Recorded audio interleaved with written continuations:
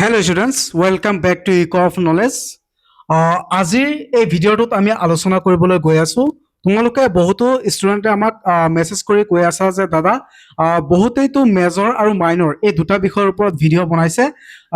এতিয়া বহুতো ছাত্ৰ ছাত্ৰী এতিয়া এইটো বিষয় নাজানা যে বিএ কেইটা সাবজেক্ট থাকে আৰু কি কি সাবজেক্ট বা সেই সাবজেক্ট কেইটাৰ নাম কি কি সেই গোটেইখিনি বিষয় আজিৰ এই ভিডিঅ'টোত আমি আলোচনা কৰিম। যেহেতু ছাত্ৰ ছাত্ৰীয়ে কৈছে তেওঁলোকৰ কথাটো আমি ৰাখি আজিৰ এই ভিডিঅ'টো বনাই আছো। গতিকে তোমালোকে ভিডিঅ'টো স্কিপ নকৰিবা। যদি তোমালোকে ভিডিঅ'টো স্কিপ কৰা তেনেহ'লে তোমালোকে বহুত কিবা কিবি তোমালোকে নাজানিবা। পিছত গৈ কলেজত তোমালোকৰ প্ৰব্লেম হ'ব পাৰে সাবজেক্ট সিলেক্ট কৰাত, অৰ্থাৎ যেতিয়া তোমালোকে কোৰ্চ সিলেক্ট কৰিবা তেতিয়া তোমালোকৰ প্ৰব্লেম হ'ব পাৰে। সেইকাৰণে তোমালোকে ভিডিঅ'টো প্ৰথমৰ পৰা চোৱা। প্ৰথমৰ পৰা চালে তোমালোকে গম পাবা যে বিএ কেইখন সাবজেক্ট আছে আৰু কি কি সাবজেক্ট বা সেই সাবজেক্টসমূহৰ নাম কি কি সেই গোটেইখিনি বিষয় এই ভিডিঅ'টোত আমি আলোচনা কৰিম। গতিকে বলা ভিডিঅ'টো আৰম্ভ কৰোঁ।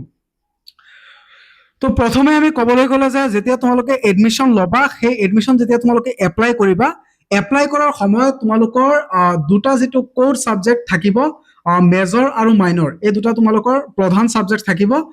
তোমালোকে মেজৰটো তোমালোকৰ বহুত সাবজেক্ট আছে, বহুতো সাবজেক্টৰ তোমালোকে জানাই, বহুতে পলিটিকেল সায়েন্স মেজৰ লয়, বহুতে জিঅ'গ্ৰাফি মেজৰ লয়, বহুতে এডুকেশ্যন মেজৰ লয়, বহুতে ছচিয়লজি মেজৰ লয়, বহুতে ধৰি লোৱা লজিক এণ্ড ফিলচফি মেজৰ লয়, বা ইংলিছ লিটাৰেচাৰ লয়, বা বহুতে আছামিজ বা MIL লয়। এই গোটেইখিনি তোমালোকে জানা অলৰেডি। অৰ্থাৎ ইয়াত দুটা বিষয় মেজৰ আৰু মাইনৰ। এই মেজৰ আৰু মাইনৰ কোনে, এইটো যাৰ যি ইচ্ছা, এইটো তোমালোকে যোনে যি ল'ব পাৰা, এইটো তোমালোকে অলৰেডি জানাই আৰু অলৰেডি চাগে তোমালোকে এইটো কৰিলা। অৰ্থাৎ এপ্লাইৰ যিহেতু ষ্টাৰ্টিং হৈছে, এই ষ্টাৰ্টিঙৰ পৰা হয়তো তোমালোকে বহুতো ছাত্ৰ ছাত্ৰী এতিয়া অনলাইন এপ্লাই কৰিলা আৰু তাত চিলেকশ্যন কৰিলা। কিন্তু আৰু 4টা বিষয় আছে ইয়াৰ উপৰিও, আৰু 4টা বিষয় তোমালোকে বিএত পঢ়িব লাগিব। ধৰি লোৱা মেজৰ আৰু মাইনৰ এই দুটা বেলেগ, আৰু ইয়াৰ সলনি আৰু 4টা বিষয়। এই 4টা বিষয় যেতিয়া তোমালোকে কলেজত, যেতিয়া তোমালোকৰ মেৰিট লিষ্ট ওলাব, মেৰিট লিষ্ট ওলোৱাৰ পিছত যেতিয়া তোমালোকে কলেজত এডমিশ্যন ল'বা বা এডমিশ্যন ল'বলৈ যাবা, তেতিয়া তোমালোকে তাত আৰু 4টা বিষয় তোমালোকে চিলেক্ট কৰিব লাগিব। সেই 4টা বিষয় কি কি, বা যিসকল ছাত্ৰ ছাত্ৰী গুৱাহাটী ইউনিভাৰ্চিটিৰ আণ্ডাৰত পঢ়া, তোমালোকেও এইটো ভালকে ল'বা, কাৰণ মই গুৱাহাটী ইউনিভাৰ্চিটিৰ আণ্ডাৰত খিনি কৈ আছো। আৰু বেলেগ ছেমো হ'ব পাৰে, এনেকুৱা নহয়, বা কিবা এটা যদি বেলেগ হয় তেনেহ'লে বেলেগ কথা, কিন্তু ছেমে হয় প্ৰায়। যে এতিয়া তুমি ধৰি লোৱা দুটাটো মেইন ছাবজেক্ট থাকিব, মেজৰ মাইনৰ। ইয়াৰ পিছত তোমালোকৰ থাকিব SEC, যিটো কয় স্কিল এনহেঞ্চমেণ্ট কোৰ্চ, এইটো এটা থাকিব। এইটো তোমালোকে মেজৰ লগত কম্বো ৰাখি তোমালোকে এই ছাবজেক্টটো ল'বা।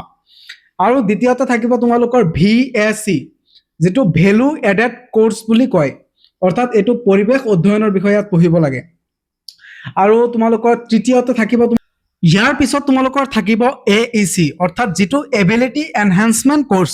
অৰ্থাৎ এইটো তোমালোকৰ মেইনলি অসমীয়া সাবজেক্ট হয়। আৰু এই অসমীয়া সাবজেক্ট বহুতে অসমীয়া মাধ্যমতো পঢ়িব পাৰে, আৰু যিসকল ছাত্ৰ ছাত্ৰী ইংলিছ মিডিয়ামত পঢ়ে তেওঁলোকে ইংলিছ মিডিয়ামতো ল'ব পাৰে, তেনেকুৱা কথা নহয়। আৰু ইয়াৰ পিছত আছে তোমালোকৰ MDC, অৰ্থাৎ যিটো মাল্টি ডিচিপ্লিনাৰী কোৰ্চ।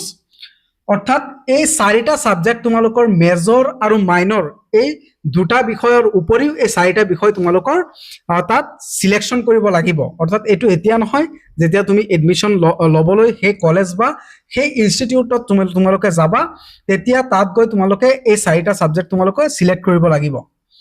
আৰু এতিয়া বহুতো ছাত্ৰ ছাত্ৰীয়ে ক'ব পাৰে যে দাদা বহুতো আমি অসমীয়া মাধ্যমত HS দিছিলো, যে এতিয়া কি আমি তাত ইংলিছ মিডিয়ামত পঢ়িব লাগিব নেকি? এইটো নহয়, এইটো বহুতৰ মনৰ ভুল ধাৰণা। তোমালোকে মেজৰ মাইনৰ বা সেই 4খন ছাবজেক্টেই, অৰ্থাৎ যিসকল ছাত্ৰ ছাত্ৰীয়ে ভাবে যে মই ইমান বছৰ মই অসমীয়া মাধ্যমত পঢ়িছো, যে 4 বছৰ ডিগ্ৰীত যদি ইংলিছ মিডিয়ামত লওঁ ভাল হ'ব। হয়, সেইটো ভালে হ'ব, কাৰণ সেইটো তোমাৰ লাহে লাহে তোমালোকৰ ইংলিছটো তোমালোকৰ ষ্ট্ৰং হ'ব। যেতিয়া তোমালোকে ইংলিছটো বেছি পঢ়িবা, তোমালোকৰ বহুত ষ্ট্ৰং হ'ব ইংলিছটো, তেনেকুৱা নহয়। আৰু বহুতে ভাবিব যে মইতো ইংলিছত মোৰ বেয়া হ'ব, সেইকাৰণে মই অসমীয়াত পঢ়িব পাৰিম নেকি? সেইটো হয়, তোমালোকে অসমীয়াতো পঢ়িব পাৰিবা, অসমীয়া মাধ্যমতো পঢ়িব পাৰিবা, সেম সুবিধা তোমালোকক দিয়া হ'ব।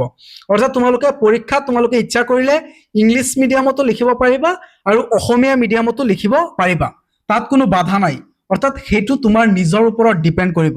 অৰ্থাৎ তুমি যদি ভাবা মই অসমীয়া মিডিয়ামত দিম, তেনেহ'লে তুমি অসমীয়া মিডিয়ামতে দিব পাৰিবা, আৰু যদি তুমি ভাবা যে মই ইংলিছ মিডিয়ামত দিম, তেনেহ'লে তুমি ইংলিছ মিডিয়ামতে দিব পাৰিবা। গতিকে ছাত্ৰ ছাত্ৰীসকল, তোমালোকে বুজিব পাৰিছাই যে মেজৰ মাইনৰৰ সলনি কোনকেইটা বিষয় তোমালোকে পঢ়িব লাগিব।